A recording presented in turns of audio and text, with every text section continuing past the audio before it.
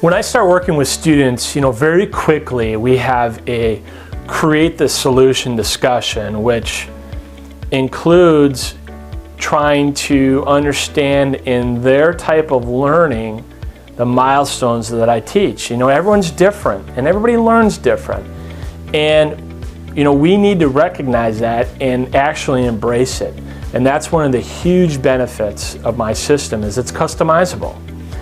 And I get students very quickly to decide on what they are going to do better than anyone else in their market.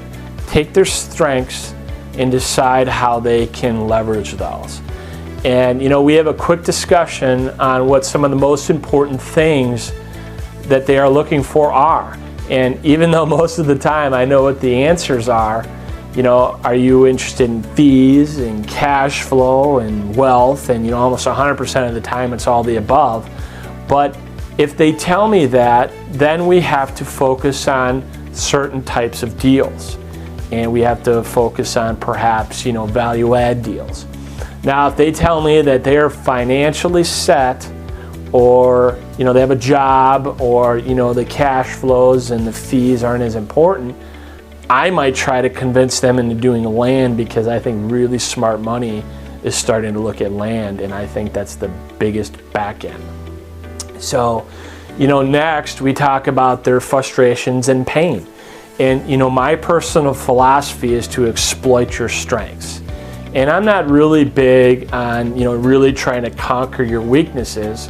We're going to talk about delegating some of those weaknesses to other people that you may have that are available to you, whether it's, administrative stuff or marketing, whatever it would be. We're going to try to delegate that stuff to somebody else. And, I think, the best investors and entrepreneurs think very fast, slowly. And, for instance, I can frame out a deal really quick in my head and let it fly and structure it. And, after I do that, I've moved on to the next one. And, I have a right-hand guy that's an appraiser, and, he takes the ball and runs with it. And I think that's very critical to have somebody that can complement your weaknesses. And I think very rarely somebody has, all of that figured out. And then, we're going to talk about how your strengths and weaknesses relate to the milestones, and how I can anticipate and talk to you about any problems that I see coming down the road. And then we can plan in advance how we're going to overcome them. And hopefully by now my students have had their aha moment. And that's, trust me, that's cool when that happens. We then finish up and outline the business plan in detail, and then generate immediate momentum. And that's huge.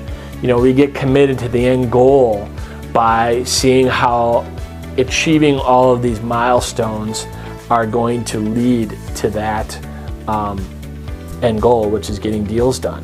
And